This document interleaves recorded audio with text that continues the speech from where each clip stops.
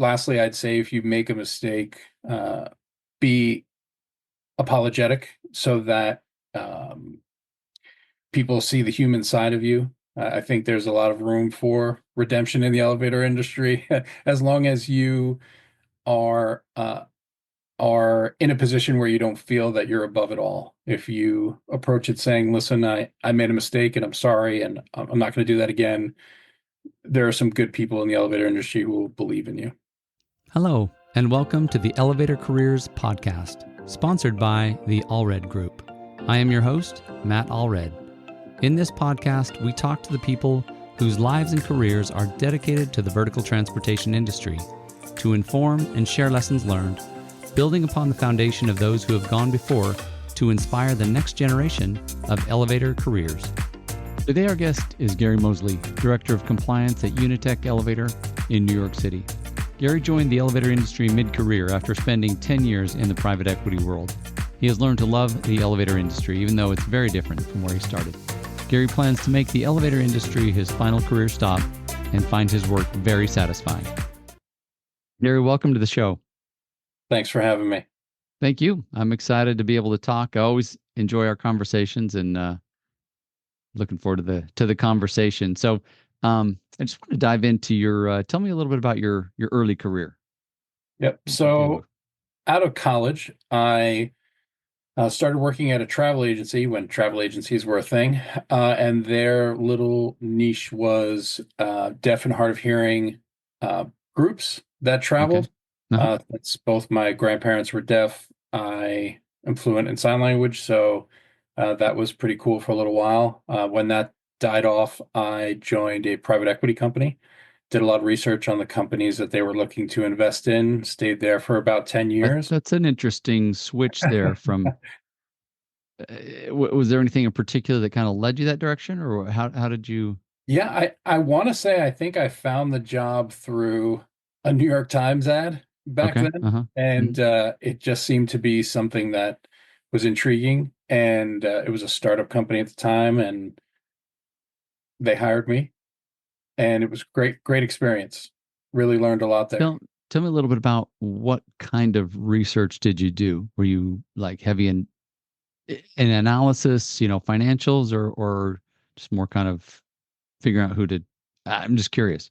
Yeah, so the company specialized in the media and telecom sector.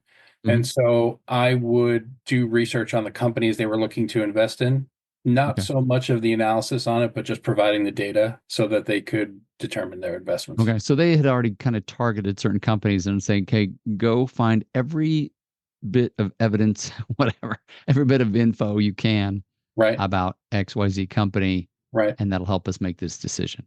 Correct. So I would kind of accumulate all of the information and put it in one kind of presentation with data that they can analyze and decide whether certain trends made sense or not. Right.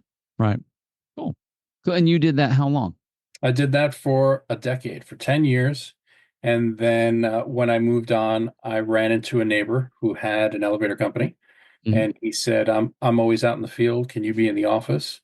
I had my bachelor's and master's in entrepreneurship and small business management. So it was exciting for me to think of, kind of running something and being able to make it grow. And so that's how I got my start in elevators. Interesting. In elevators. So back to private equity for just a minute. Did you think, hey, I'm gonna spend my whole career here? Is that kind of, just curious what you were thinking before you left? I think I was young at the time. I don't think I thought much about where I was going to go from there. I had just gotten married and had kids towards the end of that 10 years. And I think I was solely focused on putting food on the table and not, where my dream ambition would be. But as it worked out, I was open to the idea of something else. And I wanted to use my skills to try and build something a little bit myself. So I think that's where my passion led me initially. Okay. So obviously no direct interest in elevators. It sounds like you said a neighbor. So it just kind of, stumbled into it in a sense. Right. Yeah. I can be honest, like most people, had no idea there was an industry that involved elevators Right. whatsoever. Never gave it Hmm. a thought, Right. which is the reaction I still find now when I tell people I'm in the industry. Right. Right. And I, yeah, I hear that all the time. It's like, what is that an industry? Like, how do you make a living doing that? I've heard that Yeah. one before.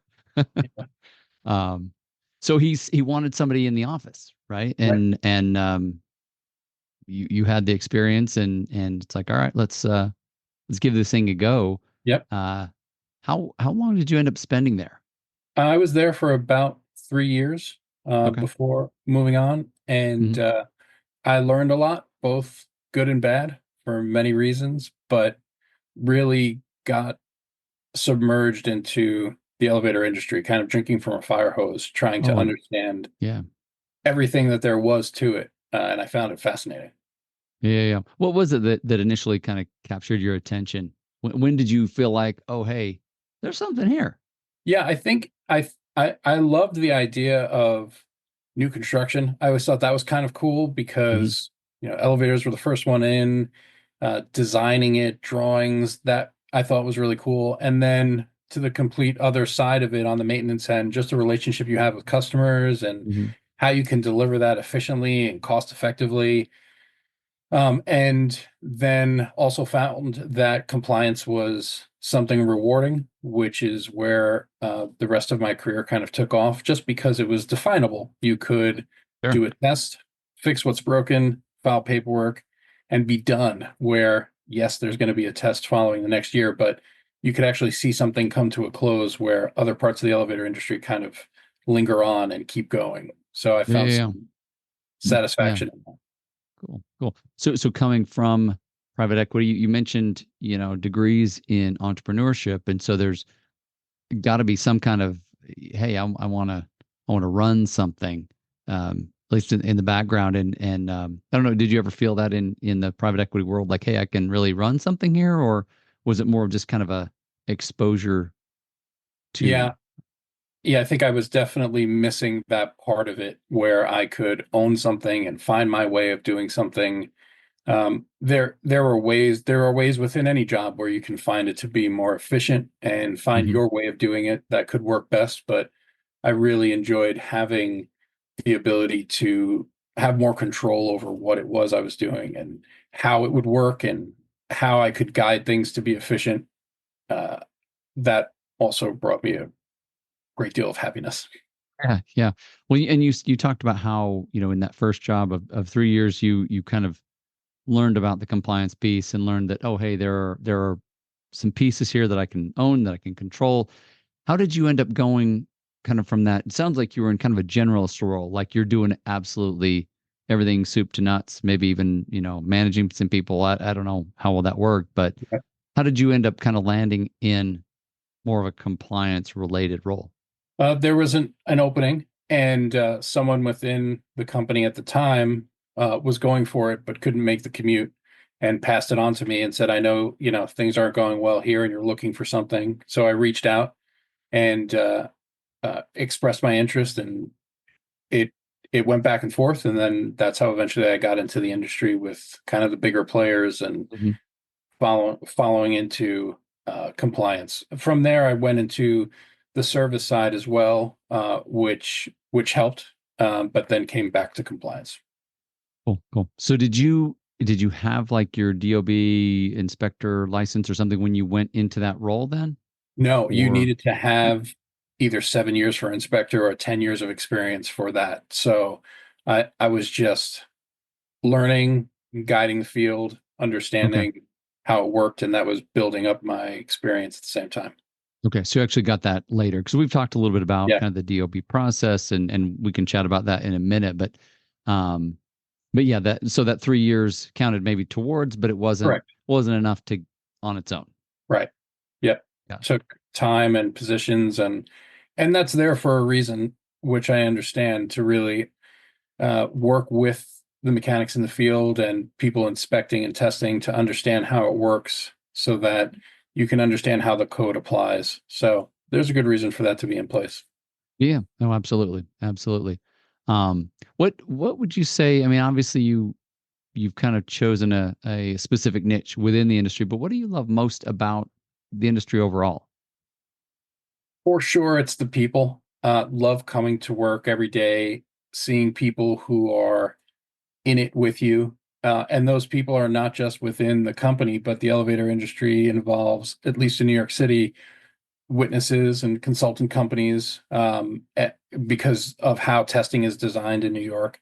And then also the building and their management company or ownership and how they work with you and understand what you're going through and what they're going through and how we both have to work together to solve problems. So that part of it has been, I think, what has kept me in the industry. I've made some great people who I consider friends within the industry, and that hadn't happened before. Just good, genuine people. Yeah, yeah. Well, and one thing I see a lot, and I'm sure you see this too, is good, genuine people also passionate about what they do Right, and loving what they do and excited to do it again and again and right, again. right. And I think we're all striving for a way to make our systems flow so that they're really humming, but Sure. there's constantly changes, which can be tough sometimes, but keeps it exciting. It's not the same thing all the time. There's always something to keep you on your Oh, toes. absolutely. Yeah, yeah. Always things out of left field that you didn't expect, and Yeah, I'm sure. Yeah, absolutely. So we talked a little bit about the DOB license, and I guess just for those who aren't in New York, Department of Buildings is what DOB stands for. correct. Um, how tell me a little bit about that process. And we talked about the 7 years, the 10 years, but I've heard from a lot of people that it can be a real challenge. What can you tell us about that? So there are steps in order to get your director or inspector's license. So to take a step back, the inspector's license is required for any mechanic who is testing the elevator in Hmm. the five boroughs of New York City. And every elevator company must have at least one director. So the inspector's license requires a minimum of 7 years of experience. The director's license requires 10 years of experience or managing those in the field. And so that's the first set of criteria. From there, you have to take an exam, which I highly recommend taking a prep course for, so you kind of understand what So you're it's not what you just need to know. it's not just a gimme. It's like, no, you better know your stuff. Absolutely. And I think there's sometimes a misconception that you have to know everything about elevators in order to do well on that test. But really the test is set up to see how well you can navigate through the code books. I don't think they expect Okay. anyone to memorize every single part of code, but they do expect that when there is a question, you know where to find the answer. So is And it an open book? Like you can have a code book in front of you, test? it is, but they provide you the code books, but it's all digital. So it used to be, I think, the old actual books of the code that Gotcha. you would thumb Okay. through, but now they provide them to you digitally. So you walk in with nothing and Mhm. you just need to know which code books to go to find the answers.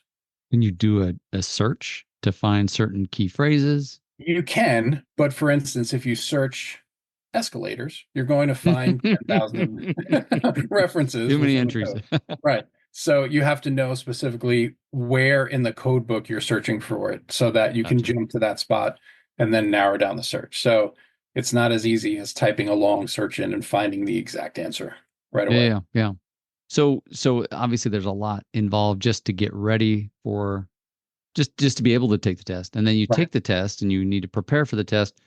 What else is involved in that process that can drag it out even a little bit further, maybe? Right. So that next phase, once you have a passing grade on the test and you're going to submit all your paperwork, Uh, the the paperwork itself can be daunting. Every part of that paperwork needs to be filled out correctly.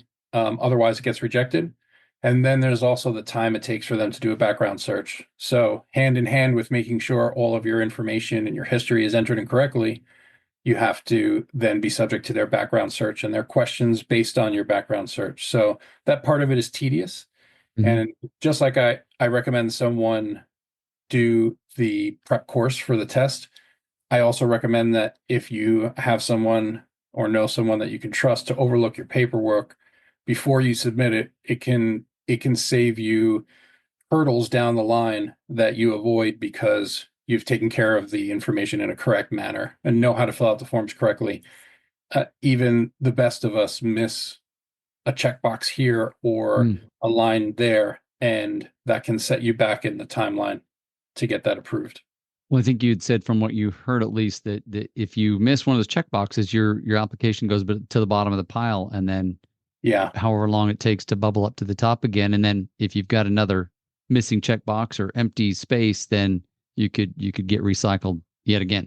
Yeah. Absolutely. I think the methodology is that if there's something wrong with your application, it's given back to you to work on. Some people can turn it around in 20 minutes. Some people take 20 days.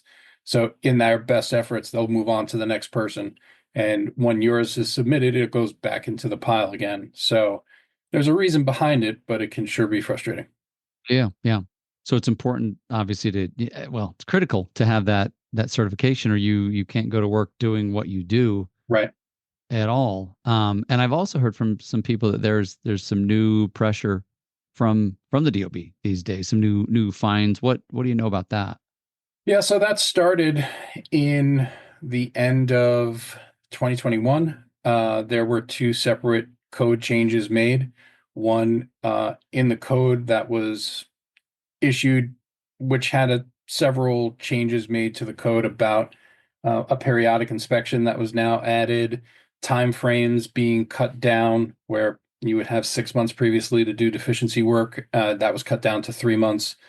But in short, they doubled your testing exposure with a periodic inspection and then your Cat Hmm. 1, and then shortened the time frame for each in to 3 months each. And so since they needed to stay 3 months apart, that adds another layer of scheduling complexities. But then on top of that, now your fine exposure was duplicated because now you doubled both Sure. tests that had fines. At the same time, they made a change to the administrative code, which changed the timeline in which violations were issued. So previously, you would, if you were late 1 month with a deficiency, there would be a cost associated with that, $150 a month. And then when you reached a year after that, basically, it would jump to $3,000. And so in this Wow. administrative code, that $3,000 got moved to be up against that 150. So if you're 1 day late, you're paying that 150 and will also be issued a $3,000 fine. So Wow. that financial impact really affected the industry. There was a Well, in the lot. timeline, right? Because you can't afford to accumulate a bunch of those $3,000 fines, and so Right. you can't just put it off for a year and hey, we'll just cover the 150.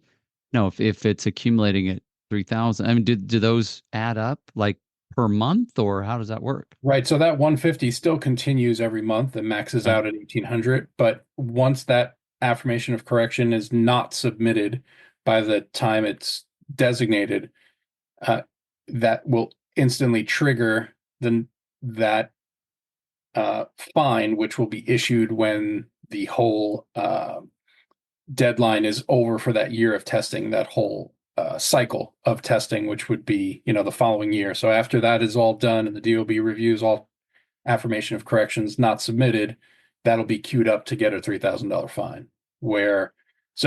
Companies then had to shift because prior to that change, making a repair 1 month late added an additional $150 to your cost, which could be Sure. minimal. And so you'd had to juggle what needed to be done depending on the safety requirement. But now it's $3,000 instantly. So that percentage jump really affects how elevator companies and management companies do their work. Sure, sure. Get your attention quick, right? Oh, yeah. And I guess that's why they've changed it, right? Because they Correct. felt like there needed to be more attention and getting these violations resolved for the safety of everybody involved. Right. And they've stated that on meetings. The Department of Buildings have said that was the impetus behind changing that fine structure. Yeah, understood, understood.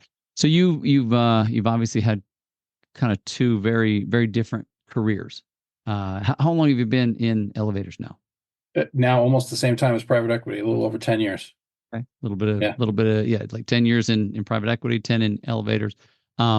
You ever thought of going back to private equity? Has that ever even crossed your mind? No, I don't think so. I did have great relationships with people that I worked with and still stay in touch with them. Mhm. And that part of it was great, but really found myself closely connected to the industry now, in elevators and really enjoying it. Cool. Very cool.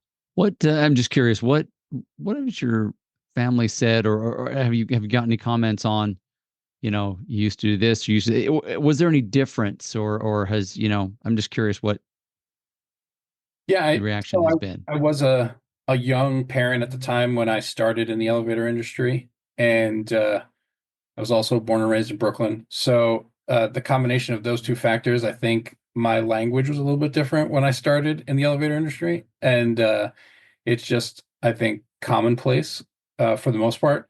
And I remember, driving in the car with my young kids and having a call on speaker and them hearing how everyone else spoke, and then I may have That's slipped up pitching a in. time or two. And it was completely contradictory to how I was raising them and how I thought they should speak. And so that was a real wake up call. And I made a conscious decision to stop, and Yeah, so they still hear that in the car to this day because I can't control people I'm speaking to, but they won't ever hear that from me. And I've done that purposefully to show that, you know, I think there's a more professional way to talk. Not that I have a problem with anybody who speaks that way, but just that that's how I carry myself. sure. Well, and it's a different culture, different world, Yep. right? Than where you came from. So Right. certainly there's, it's going to be a different side of dad, as your kids are saying, Sure. perhaps. Yep. Very cool. No, I appreciate that. So as we wrap this up, what advice or wisdom would you give to your brothers and sisters in the elevator industry, or maybe those that are just coming in mid-career like you? Yeah. I think if you're in a leadership position, to lead with integrity. I think that's fundamental. Lean on those who have more knowledge than you. Don't be afraid to ask those questions. Take the time to ask questions and really humble yourself to learn. You're never at a point where you know everything. There's always more to learn. On the customer side, always communicate with customers no matter what the news is. I'm a firm believer that m the majority of customers want to hear what's happening no matter what it is. Sure. And then I think lastly, I'd say if you make a mistake, be apologetic so that people see the human side of you. I think there's a lot of room for redemption in the elevator industry as long as you are are in a position where you don't feel that you're above it all. If you approach it saying, listen, I made a mistake and I'm sorry, and I'm not going to do that again, there are some good people in the elevator industry who will believe in you. So I appreciate the words of wisdom. Appreciate your time, Gary. It's always a pleasure, and wish you the best as you continue on your career. Same here. Thanks for the time. Appreciate it. Thank you. Thank you for listening to the Elevator Careers Podcast, sponsored by the Allred Group, a leader in elevator industry recruiting. You can check us out online at elevatorcareers.net. Please subscribe, and until next time, stay safe.